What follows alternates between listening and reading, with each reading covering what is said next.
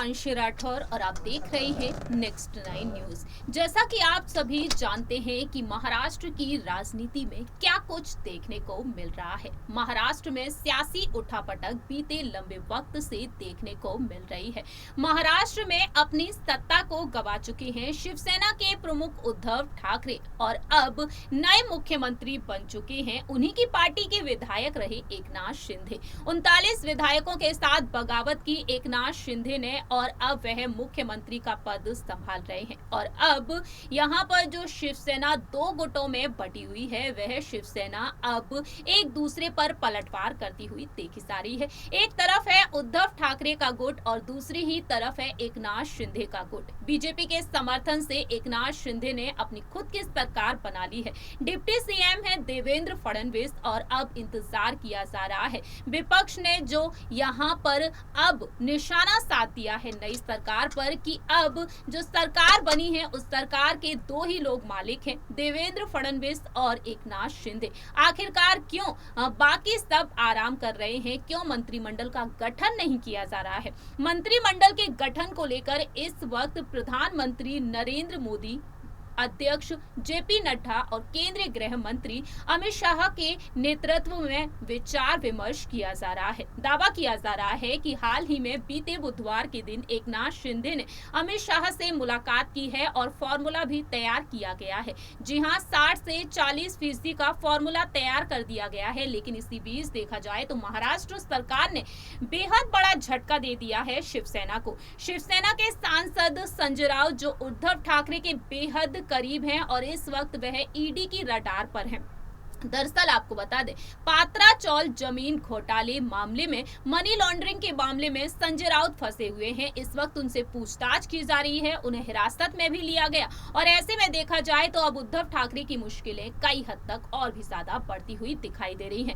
ऐसे में शिवसेना की कमान छिन जाने का उनको डर है, क्योंकि शिवसेना पार्टी को बचाने के लिए वह सुप्रीम कोर्ट तक पहुंच गए हैं और चुनाव चिन्ह को लेकर अब जंग लड़ी जा रही है। हाल ही में एकनाथ शिंदे पहुंचे हैं और उद्धव ठाकरे की जो याचिका रही है उसके खिलाफ उन्होंने अपनी याचिका रख दी है। हलफनामे में उन्होंने यहां पर उद्धव ठाकरे की तरफ से जो बात कही गई है उसे खारिज रखने के लिए उन्होंने हलफनामा भी दे दिया है सुप्रीम कोर्ट पहुंचकर। ऐसे में देखा जाए तो अब क्या वाकई में एकनाथ शिंदे अध्यक्ष पद को लेकर जंग लड़ सकते हैं? क्या वाकई में यहां पर शिवसेना की कमान अब उद्धव ठाकरे के हाथों से जा सकती है? आइए आपको बताते हैं कुछ बयानों के बारे में जिसके चलते अब उद्धव ठाकरे की मुश्किलें और भी ज्यादा बढ़ती हुई दिखाई दे रही हैं। जरा देखिए ये रिपोर्ट।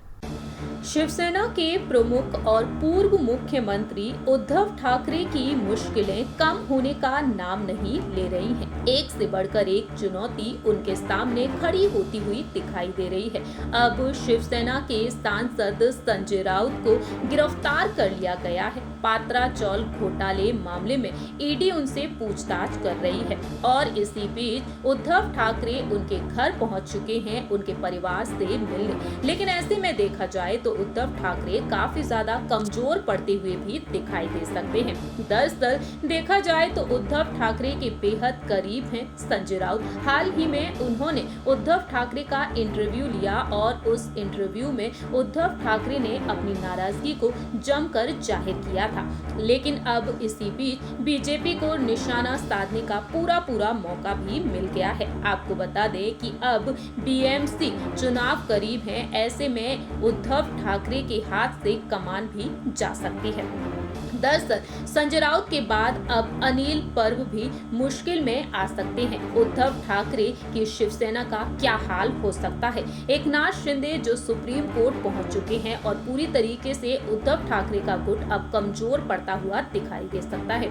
मुंबई की केबल इंडस्ट्री में मजबूत पकड़ है, वहीं यहाँ पर अनिल पर्व जो है उनका नाम भी काफी ज्यादा विवादों में आ चुका है। ऐसे में देखा जाए अनिल पर्व अगर चले जाते हैं तो रणनीति कौन बनाएगा? संजय राउत की गिरफ्तारी के बाद अब अनिल पर्व को लेकर भी यहाँ पर मामला उछलता हुआ दिखाई दे सकता है। आपको बता दें, शिवसेना में उद्धव ठाकरे की पार्टी के नेता बनकर कम सीईओ बनकर ज्यादा रहे हैं। आपको बता दें, उद्धव ठाकरे की पार्टी प्रमुख बनने की जानकारी के लिए आपको बता दें, उद्धव ठाकरे के पार्टी प्रमुख बनने के बाद शिवसेना में उद्धव पार्टी के नेता बनकर कम सीईओ बनकर ज्यादा रहे हैं। ऐसे में बीजेपी नेताओं का कहना है कि बीते पिछले 2.5 साल में सिर्फ 3 घंटे के लिए मंत्रालय गए, ऐसे में वे संगठन कैसे खड़ा कर पाएंगे। शिवसेना में कुछ लोगों के हाथ में कमान थी, वहीं पार्टी चला रहे थे संजय राउत भी थे, संगठन तो एकनाथ शिंदे लेकर जा चुके हैं। ये अलग बात है कि उद्धव ठाकरे के गुट के लोग कहेंगे कि संगठन का मतलब सिर्फ विधायक और सांसद नहीं होते हैं, हजारों लाखों कार्यकर्ता भी होते हैं। वहीं दूसरी ही तरफ ये भी कहा गया है कि शिंदे क्या लेकर गए हैं, इतना तो रिपीट।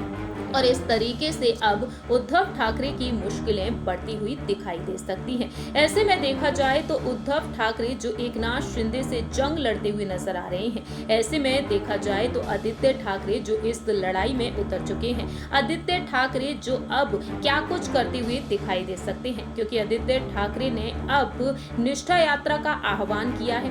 बागी विधायकों को अपने खेमे में वापस लाने की पूरी कोशिश कर रहे हैं। तो क्या लगता है कि महाराष्ट्र सरकार ने जिस तरीके से फैसला लिया है यहाँ पर तमाम मुद्दों को उठाने का, इन मुद्दों के चलते क्या उद्धव ठाकरे शिवसेना की कमान किसी और को सौंप सकते हैं? क्या आदित्य ठाकरे अब शिवसेना की कमान संभाल सकते हैं? बीएमसी चुनाव को लेकर इस वक्त शिवसेना काफी ज्यादा चिंतित है। आप सभी ने देखा जाना इस रिपोर्ट के जरिए कि अब उद्धव ठाकरे की मुश्किलें और भी ज्यादा बढ़ती हुई दिखाई दे रही हैं। ऐसे में देखा जाए तो माना यह भी जा सकता है कि चारों तरफ से अब उद्धव ठाकरे घिरते हुए दिखाई दे रहे हैं। इस रिपोर्ट में इतना ही। बाकी की तमाम अपडेट्स के लिए देखते रहिए नेक्स्ट 9 न्यूज।